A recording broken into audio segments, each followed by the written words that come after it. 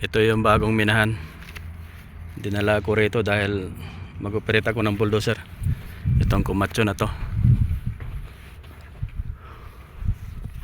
Ayan, maluwag itong minahan na to. Ito yung bagong bubuksan na minahan. Yan yung open pit na ginagawa. Galing dyan yung mga materialis na may mga diamante. Sikapin ko muna yung bulldozer.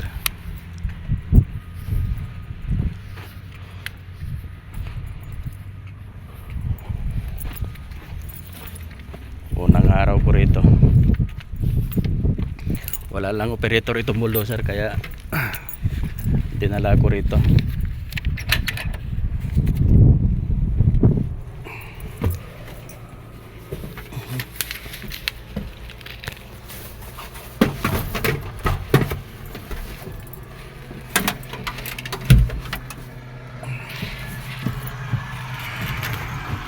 Yan yung mga naghakot ng materialis galing doon sa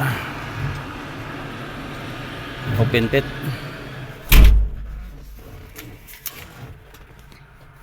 Yan yung mga materialis na may laman diamante. Ini stockpile.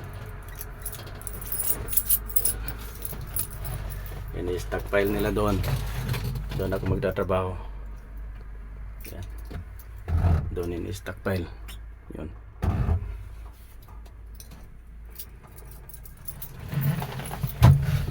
Inumpisahan ng buksan ito. Nakakuha na sila ng sample.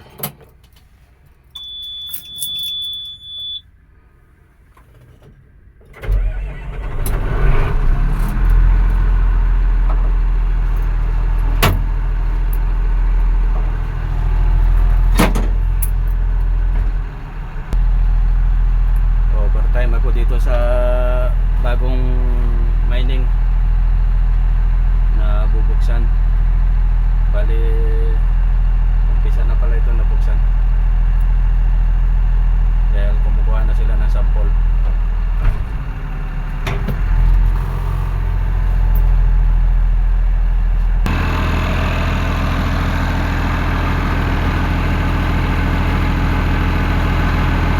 Yan yung nagdadala ng materials dito galing doon sa open pit.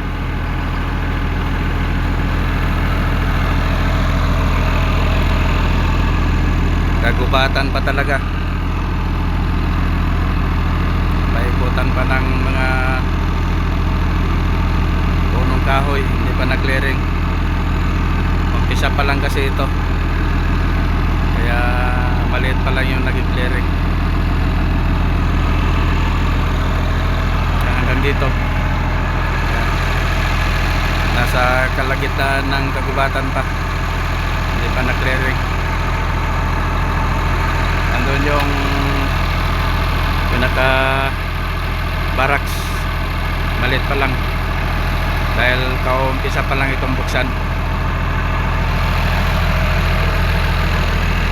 Ito yung bagong minahan.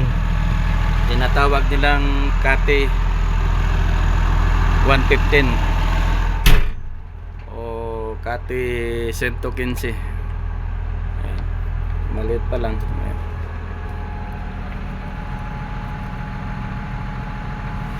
Marami yung salamin.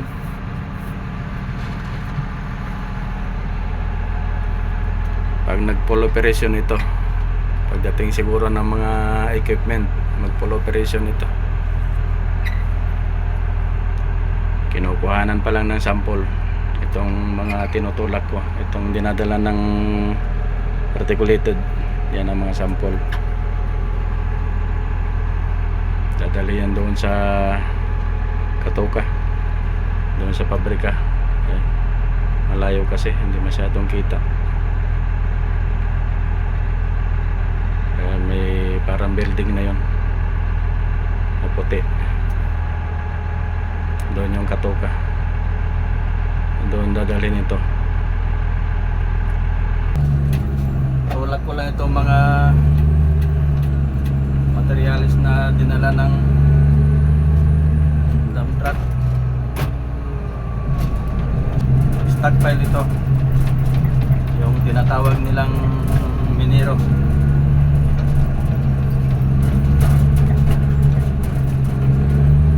Ito yung materials na may diamante.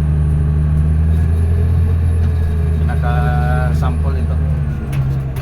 Ini-stockpile. Para ito yung hakotin, dadalhin doon sa Katuka.